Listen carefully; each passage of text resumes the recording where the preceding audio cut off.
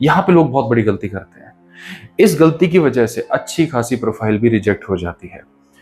ये गलती समझना बहुत ज़रूरी है ताकि आप अपनी प्रोफाइल में ना करें। आप सभी का स्वागत है। स्विट्ज़रलैंड का वीज़ा किस तरीके से आप लगा सकते हैं, खुद कैसे लगा सकते हैं, और अगर किसी के थ्रू लगा रहे हैं तो पूरा प्रोसेस क्या हो रहा है जिस पे आपको पता रहे कि मेरा वीज़ा ठीक से लगाया जा रहा है कि नहीं लगाया जा रहा है। तो हम स्विट्ज़रलैंड वीज़ा के बारे में सारी इन्फॉर्मेशन अभी जानेंगे। इस वीडियो को एंड तक ज़रूर देखें। और स्विट्ज़रलैंड का शेंगन वीज़ा किस तरीके से अप्लाई कर सकते हैं, ये वीडियो देखने के बाद आपके सारे डाउट्स क्लियर हो जाएंगे और आपको कभी भी कोई भी प्रॉब्लम नहीं आएगी। तो स्विट्जरलैंड जैसा भी आप जानते हैं कि शेंगन एरिया है, कोई डाउट ही नहीं है, बट ये यूरोपियन यूनियन कंट्री नहीं है। हाँ, शेंगन कंट्री जरूर है, यानी स्विस के वीजा पे आप पूरे शेंगन एरिया में कहीं पर भी जा सकते हैं। चाहे आप इटली, स्पेन, जर्मनी, ऑस्ट्रिया, चेक रिपब्लिक, पोर्चुगल, नॉर्वे, कहीं पर भी जाना चाहते हो तो डेफिनेटली जा सकते हैं स्विस वीजा के ऊपर। पहली चीज तो ये। दूसरा, स्विस वीजा का जो सक्सेस रेट के ऊपर आप लोगों के काफी सारे क्वेश्चंस आ रहे हैं, तो हमने लास्ट वीडियो इसी पे ही डाली थी, आप एक बार उसे चेकआउट कर सकते हैं। स्विस वीजा का सक्सेस रेट उसमें अच्छे से डिफाइन किया गया है। नाउ प्रोसेस क्या है? प्रोसेस देखिए सिंपल सा है। पहला डॉक्यूमेंटेशन का है, आपके डॉक्यूमेंट कंप्लीट होने चाहिए। अभी हम डिस्कस करेंगे क्या क्या है। दूसरा है फिर ये डॉक्यूमेंट कंप्लीट होने के बाद आपको क्या करना है, यानी अपॉइंटमेंट लेनी है वीएफएस में। वीएफएस क्या होता है वो सब जानेंगे, अपॉइंटमेंट में क्या होता है वो सब जानेंगे। थर्ड हो जाता है रिजल्ट। That's it. 3 स्टेप है। तो पहले स्टेप पे आते हैं डॉक्यूमेंटेशन के ऊपर। स्विट्जरलैंड का वीजा अगर आप लेना चाहते हैं टूरिस्ट कैटेगरी का, तो सिंपल से डॉक्यूमेंट है। इसमें आपको बताना होगा कि आपकी फाइनेंशियल सिचुएशन क्या है और आपके ट्रैवल डॉक्यूमेंट्स क्या हैं, आपके जाने का पर्पस क्या है। ओके, तो फाइनेंशियल डॉक्यूमेंटेशन जानने क्यों ज़रूरी होते हैं? स्विट्जरलैंड कोई सस्ता देश नहीं है, महंगा देश है। वहाँ पे जाना आना, वहाँ पे रहना अच्छा खासा खर्चा हो जाता है। तो स्विट्जरलैंड देखना चाहता है कि क्या आपके पास ये सब खर्चा उठाने के लिए रीजनेबल पैसा है, पहली चीज़। दूसरा, ये पैसा वाकई में आपका है या आपने कहीं से अरेंज कराया ताकि बस आपको वीज़ा मिल जाए, वो चीज़ वो देखते हैं। वो कैसे देखते हैं ये भी हम डिस्कस करेंगे, सब डिस्कस करेंगे, आप फिक्र ना करें। और तीसरा ये हो गया कि भाई आप जो भी आपने जो पैसा दिखाया है, जहां से भी आपका पैसा आया है, क्या वो लेजिट सोर्स है, क्या वो सही है सोर्स, किसी इलीगल मीन्स के थ्रू तो नहीं आया हुआ, या वो सारा पैसा ब्लैक का तो नहीं है, टैक्स पेड है कि नहीं है, वो सारी चीजें देखते हैं लोग, राइट। तो ये कैसे जज कर पाते हैं कि वो पैसा वाकई आपका है? वो तभी जज कर पाते हैं जब वो पैसा रेगुलरली आपके अकाउंट में आ रहा हो। अब जैसे मान लीजिए किसी का अकाउंट बैलेंस 50,000 रुपए है और वो स्विट्जरलैंड वीजा अप्लाई करने से पहले जस्ट पहले 5 लाख रुपए उसमें एकदम से डाल देते हैं, तो 5.5 लाख हो गए। अब उनको लगेगा भाई यही तो देखता है स्विट्जरलैंड की मेरे पास पैसे है कि नहीं, अब 5.5 लाख मैंने दिखा दिया, अब तो मेरे को वीजा मिल जाना चाहिए। ऐसा नहीं है। आपने एकदम से 5 लाख रुपए डाल दिए तो कितना आसान है उनको समझना। ये तो समझने की जरूरत नहीं है, उनको इमीडिएटली पता चल जाएगा। जस्ट टू इम्प्रेस देम और अपने डिसीजन को इन्फ्लुएंस करने के लिए आपने एकदम से पैसा डाला है। तो इस चीज की गलती ना करें। आपका जो पैसा है, वो जो भी आपकी इनकम है, बिजनेस है या जॉब है, उसके थ्रू लगातार आना चाहिए और दिखना चाहिए आपकी स्टेटमेंट में आ रहा है। पहली चीज तो ये हो गई, ठीक है। दूसरा, आपके मन में डाउट आ रहा होगा कितना पैसा होना चाहिए। अब ये प्रोफाइल टू प्रोफाइल वेरी करता है, लेकिन यूजुअली 5 लाख रुपए की फिगर एक एक्सेप्टेबल फिगर है। अगर कोई पर्सन है, नॉर्मल सिंगल है, थोड़ा बहुत ठीक अर्न करता है, तो 4 लाख के आसपास वो दिखा सकता है। कोई मैरिड है बट कोई किड्स नहीं है तो 5 के आसपास दिखा सकता है। किसी की फैमिली बड़ी है तो अकॉर्डिंगली उसका बैलेंस बढ़ता चला जाएगा। ओके, तो बैलेंस किस लिए जरूरी है? बैलेंस इसलिए जरूरी है, सबसे पहले तो ये पता लगता है कि आपकी रेगुलर इनकम है कि नहीं। दूसरा, ये पता लगता है कि आप अपने ट्रिप को फाइनेंस कर सकते हो कि नहीं। इसलिए बैलेंस को इतनी सटीक तरीके से देखा जाता है। इसके बाद अब इसी बैलेंस पे या अपनी इनकम आपकी वाइट है कि नहीं है, यानी ब्लैक तो नहीं है, यानी ये लेजिट सोर्स है कि नहीं है, इसके लिए आपको अपनी टैक्स रिटर्न दिखानी होती है। अब इंडिया में सिस्टम इमीडिएट टैक्स रिटर्न का नहीं है, यानी इस साल जो हम कमाएंगे अगले साल सरकार हमसे उसका टैक्स लेती है, इस साल नहीं होता, राइट। काफी बड़ी कॉर्पोरेट्स में सैलरी से भी टैक्स डिडक्ट करके आता है, लेकिन ज्यादातर प्रैक्टिस ये है कि अगले साल हम लोग टैक्स पे करते हैं। तो यानी आप अपने पिछले 2 साल के टैक्स रिटर्न लगा सकते हैं, उनको दिखा सकते हैं, उससे एक अंदाजा हो जाता है कि हाँ जी आपकी सैलरी इतनी चल रही है। अब ये तो ठीक है, आपने दिखा दिया अभी टैक्स रिटर्न, यानी अब आपकी इनकम वाइट होगी, क्लियर हो गया। बट ये सोर्स लेजिट है कि नहीं है, सोर्स ठीक है कि नहीं है, कोई फेक तो नहीं है। तो उसके लिए आप अपनी कंपनी से लीव लेटर मंगवाएं, जहां पर भी जॉब करते हैं, सैंक्शन करवाएं उसे प्रॉपर्ली और उसको अटैच करें इसमें, एंड जिसे एनओसी लेटर भी कहते हैं, नो ऑब्जेक्शन सर्टिफिकेट लेटर कहती है इसको। तो ये बनता कैसे, इसके ऊपर एक कंसोलिडेटली हमने एक वीडियो जो है इन्फॉर्मेशन इसमें अपलोड की हुई है, आप जाके उसे चेकआउट कर सकते हैं। बट मोटा मोटा उसमें ये होता है कि आपको छुट्टी मिल गई है, आपकी कंपनी ने आपको छुट्टी दे दी है, ये लिखा होता है, डेट्स वगैरह के साथ लिखा होता है। अब अगर आप बिजनेस करते हैं तो क्या है? बिजनेस में सिंपल, आप अपने करंट अकाउंट की स्टेटमेंट साथ में लगाएं, सेविंग के साथ साथ। करंट अकाउंट के ट्रांजैक्शन से पता लगेगा आपका बिजनेस जो है वो वाकई में चल रहा है कि नहीं चल रहा।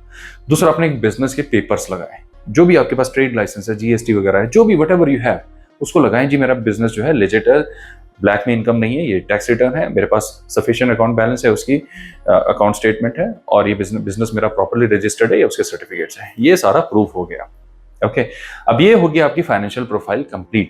इसके अलावा सप्लीमेंट्री डॉक्यूमेंट्स भी जान लेते हैं। सप्लीमेंट्री डॉक्यूमेंट्स क्या होते हैं? किसी की हो सकता है किसी के नाम पे प्रॉपर्टी हो, भाई हो सकता है कोई अप्लाई करना चाह रहा हो और उसकी प्रॉपर्टी हो, तो वो अपने प्रॉपर्टी के पेपर्स लगा सकता है दिखाने के लिए, देखिए जी मेरे तो प्रॉपर्टी के पेपर्स भी हैं। ओके किसी ने फिक्स डिपॉजिट करवा रखा है तो उसकी स्टेटमेंट लगा सकता है। कोई प्रोविडेंट फंड चला रहा है, वो उसकी स्टेटमेंट यहाँ पे साथ में अटैच कर सकता है। ये सप्लीमेंट्री डॉक्यूमेंट्स होते हैं, यानी these are not mandatory documents, लेकिन अगर आप चाहें तो साथ में लगा सकते हैं। अब आ जाता है पार्ट 2 पे। पार्ट 2 क्या है? Travel documents. अब स्विट्जरलैंड को आपने जस्टिफाई कर दिया, जी मैं अच्छा कमा रहा हूँ, बढ़िया कमा रहा हूँ, और ये रहा मेरा सब कुछ, मेरा पैसे हैं, सारा वाइट का है, टैक्स भर रहा हूँ, सब प्रूव हो गया। लेकिन आप उनके देश में जा क्यों रहे हैं, वो तो क्लियर नहीं हुआ। वो क्लियर होता है आपके ट्रैवल डॉक्यूमेंट से। अब आपने इसमें आपने डे वाइज आइटनरीज जो भी आपने ट्रैवल करना है उसको यहाँ पे 1 पेज 2 पेज जितना भी है उसको शॉर्ट में ब्रीफ में एक्सप्लेन कर सकते हैं। बहुत लंबी आइटनरी बनाने की जरूरत नहीं है कि आप एक पेज पे एक दिन में लिख दो, इतना जरूरी नहीं होता। बट ऐसा भी नहीं कि सिर्फ आपने लिख दिया डे 1 दिल्ली से ज्यूरिख, डे 2 ज्यूरिख से इंटरलेकन, ऐसा भी नहीं चलेगा। आपको थोड़ा बहुत तो एक्सप्लेन करना पड़ेगा। आप ज्यूरिख जा रहे हो तो क्यों जा रहे हो, वहां पर करोगे क्या, इंटरलेकन जा रहे हो तो वहां पर आपकी एक्टिविटी कौन सी है, थोड़ा बहुत अपना यहाँ पे ब्रीफ में एक्सप्लेनेशन दे। इसके बाद आ जाती है फ्लाइट की टिकट्स, जो कि एक रिजर्व पीएनआर कॉपी के रूप में आप लगा सकते हो। कोई जरूरी नहीं है कि आपको कंफर्म लगानी है, कंफर्म भी लगाना चाहते हो आप लगा सकते हो। अब टिकट जो होता है, जो भी आप लगा रहे हो, वो टिकट आपका जो भी डेस्टिनेशन है आपकी, जहां पर भी आप रहते हैं, वहां से डिपार्चर आप दिखाएं। यहाँ पे लोग बहुत बड़ी गलती करते हैं। इस गलती की वजह से अच्छी खासी प्रोफाइल भी रिजेक्ट हो जाती है। ये गलती समझना बहुत जरूरी है ताकि आप अपनी प्रोफाइल में ना करें। ये गलती क्या है? ये गलती है, भाई मैं दिल्ली में रहता हूँ, मैं दिल्ली में बिजनेस करता हूँ, जॉब करता हूँ, मेरा सब कुछ दिल्ली में है, और मैं अपनी फ्लाइट का डिपार्चर दिखा रहा हूँ चेन्नई से या कोलकाता से या फिर मुंबई से। अब ठीक है, मैं दिखा सकता हूँ पूरे इंडिया में भी, मैं सिटीजन ऑफ इंडिया, कहीं पर भी जा सकता हूँ, लेकिन कहीं ना कहीं ब्यौरा भी तो दीजिए कि हम क्यों जा रहे हैं मुंबई। मैं अगर एक लाइन ये ऐड कर दूं, I will be joining my friends from Mumbai, sufficient है, बता सकते हैं। या फिर I will be departing from Kolkata because I have some relatives over there, so I am gonna meet them and then next day I am gonna depart. एक line में ये लिखने में कुछ नहीं जा रहा, लेकिन ये चीज आप एक्सप्लेन करें। अगर आप अपने जहां पर भी आप रह रहे हैं वहां के अलावा किसी दूसरे शहर से जा रहे हैं, चाहे आपका एयरफेयर भी कम आ रहा है, आप भी बोले एयरफेयर कम आ रहा है जी, मैं यहाँ से ट्रेन लेके जा रहा हूँ, दैट विल नॉट जस्टिफाई। लेकिन आपका जो भी जेन्युइन रीजन है ना, आप वहां पे उसको मेंशन करें। ये बिल्कुल ना भूलें, लोग बड़ी गलती करते हैं, बहुत गलती करते हैं ऐसी। फिक्स डिपार्चर्स हैं, बॉम्बे की एजेंसी से उठा रखे हैं, रहता बंदा दिल्ली में है, वो बॉम्बे की टिकट्स लगा दिए, फिर रिफ्यूज हो गया था, फिर सोचते रिफ्यूज ही हो गया, राइट। तो ये चीज का आपको ध्यान रखना होगा। यानी टिकट्स आपकी जो भी है, इट इज हाईली रिकमेंडेड कि जहां पे आप रहते हैं, काम करते हैं, जहां पे भी आप रह रहे हैं वहां से डिपार्चर हो, उसके अलावा कहीं से हो तो एक्सप्लेनेशन के साथ हो। नेक्स्ट आ जाता है होटल वाउचर। यहाँ पर भी लोग गलती कर जाते हैं, ये भी हमने कई बार पहले डिस्कस किया हुआ कि होटल वाउचर्स कितने जरूरी हैं। लोग क्या करते हैं, होटल का नाम लिख देते हैं आइटनरी में बस, और होटल वाउचर नहीं लगाते। कभी कभी तुक्का चल जाता है, वीजा मिल जाते हैं ऐसे तुक्के में, लेकिन ज्यादातर केसेस में रिजेक्शन के चांसेस बनते हैं इससे। आप जहां पर भी रह रहे हो, होटल का कुछ तो वाउचर आपने दिया होगा, या हो सकता है कि आपने होटल में, ठीक है, आपको जो होटल पसंद है वो आपसे फ्री में रिजर्वेशन नहीं ले रहा, आप अपने क्रेडिट कार्ड में रिजर्वेशन करा दीजिए। क्रेडिट कार्ड की रिजर्वेशन करवा के फिर आप वाउचर मंगा लीजिए, क्योंकि आजकल ये ट्रेंड हो रहा है, होटल्स अब फ्री रिजर्वेशन नहीं दे रहे हैं जो पहले देते थे। होटल्स का मानना है कि हमारा मिसयूज हो रहा है, लोग क्या करते हैं, हमसे फ्री में रिजर्व करवा लेते हैं, फिर हमसे हमारे पास आगे रुकते ही नहीं है, वीजा लेते हैं और फिर आते भी नहीं है। तो होटल्स ने ये कर दिया कि भाई हम आपसे पेनल्टी ले लेंगे अगर आप नहीं आओगे, तो इसलिए अपनी क्रेडिट कार्ड गारंटी दो हमें, ठीक है। तो इसीलिए होटल की जो वाउचर है, दीज विल मेक सेंस। वही होटल के वाउचर लगाएं जो आपने आइटनरी में मेंशन करे हुए हैं, बड़े सिंपल तरीके से मिल जाते हैं। आप होटल से भी डायरेक्ट ले सकते हैं, अपने जिस एजेंट से करा रहे हैं उसको बोलिए, वो आपके लिए अरेंज करा कर देंगे। ओके, नेक्स्ट आ गया आपका इंश्योरेंस, जो आजकल मैंडेटरी है। जो भी आपका स्टे है वो स्टे पूरा का पूरा इंश्योर्ड होना चाहिए, just in case anything goes wrong, तो आप वहां पर एक लायबिलिटी ना बने और आपका इंश्योरेंस कंपनी जो है वो सारा पे करेगा, इसका ये मतलब होता है। That's all. ये हो गया आपके सारे डॉक्यूमेंट्स कंप्लीट यहाँ पे। अब इन डॉक्यूमेंट्स के कंप्लीट होने के बाद प्रोसेस क्या है, वीएफएस की वेबसाइट में जाना है स्विट्जरलैंड की, जिसका लिंक आपकी स्क्रीन पे भी आ रहा होगा, अदरवाइज नॉर्मल वीएफएस में कॉल करके भी आप एक चीज करवा सकते हैं। लिंक पे जाएं और वहां पर जाके लॉगिन आईडी पासवर्ड वगैरह बना के, प्रोफाइल बना के, फिर आप अपनी अपॉइंटमेंट सेलेक्ट करें। जो भी आपको अपॉइंटमेंट समझ में आ रही है वो अपॉइंटमेंट लें। ये सारे डॉक्यूमेंट जो हमने डिस्कस करें इसको बड़ी नाइसली फाइल में लगाएं। देखिए, हर ताले की चाबी अलग होती है, ये बात बिल्कुल ठीक है। कॉमन ग्राउंड पे पेपर वर्क तो यही है, लेकिन अगर किसी की थोड़ी सी कमजोर प्रोफाइल होती है, कॉम्प्लिकेटेड प्रोफाइल होती है, तो उसका प्रेजेंटेशन भी अकॉर्डिंगली होना चाहिए। यहाँ पे कवर लेटर जो होता है आपके केस को समझने में बड़ी हेल्प करता है, तो इसलिए कवर लेटर को सबसे ऊपर पेस्ट करें, उसको अच्छे से एक्सप्लेन करें आप वहां पर जा क्यों रहे हैं। बहुत बड़ा कवर लेटर भी नहीं होना चाहिए और ऐसा भी नहीं होना चाहिए एक ही लाइन में आपने लिख दिया। बहुत बड़ा इन द सेंस लोग 3-3 पेज लंबे कवर लेटर लगा देते हैं, इतना किसके पास टाइम है, काउंसलर के पास नहीं है वो 3 पेज पढ़ेगा। तो let's stick to the point, 1 या 1.5 पेज तक रखें, इससे ज्यादा ना रखें। अपना पर्पस उसमें लिखें, अच्छे से क्यों जाना चाह रहे हैं अपने बारे में लिखें और फिर उसको सबसे ऊपर पेस्ट कर दें। कवर लेटर भी कैसे बनाते हैं, इट्स एन आर्ट। इसके ऊपर भी एक इन्फॉर्मेशन अपलोड हुई है इसी चैनल पे, आप उसको देख सकते हैं। ओके, ये सारा ले जाकर के अपॉइंटमेंट के टाइम पे जाएं, वहां पे फीस पे करें, अपने बायोमेट्रिक्स दें, आपकी फोटो ली जाएगी, आपके फिंगरप्रिंट्स लिए जाएंगे, दैट्स ऑल, और फिर रिजल्ट का वेट करें। ये था पूरा प्रोसेस बस। हाँ, इसमें जरूर है कि फाइलिंग बनाना कैसे है, प्रेजेंटेशन करना कैसे है, वो वेरी करता है। उसको एक ही वीडियो में एक्सप्लेन करेंगे तो ये तो पता नहीं कितनी लंबी वीडियो हो जाएगी।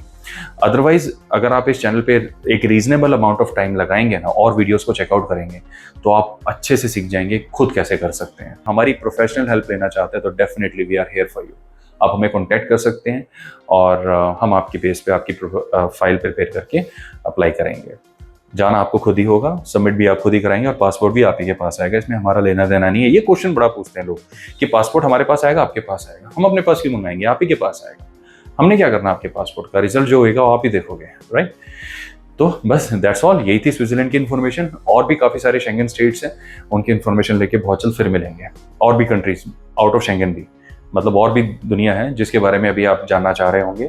उसमें सबसे ज्यादा जो इस वक्त क्वेश्चंस पूछे जा रहे हो, मैक्सिको को लेके पूछे जा रहे हैं, ब्राजील को लेके पूछे जा रहे हैं, साउथ अफ्रीका को लेके भी काफी क्वेश्चंस आए थे, और फिलीपींस को लेके बहुत कंफ्यूजन है, वो भी क्लियर करेंगे एक वीडियो में। जापान में कुछ चेंजेस आए थे, वो हमने लास्ट वीडियो में डिस्कस कर दिए, अगर आपने नहीं देखा आप देखें, जापान का अच्छे से हम डिस्कस कर चुके हैं। साउथ कोरिया के ऊपर भी काफी क्वेश्चंस हैं, we are gonna come back to it. तो मुझे उम्मीद है इस वीडियो के थ्रू आपको सारी इन्फॉर्मेशन एकदम क्लियर हो गई होगी। अपना समय देने के लिए धन्यवाद, बाय बाय।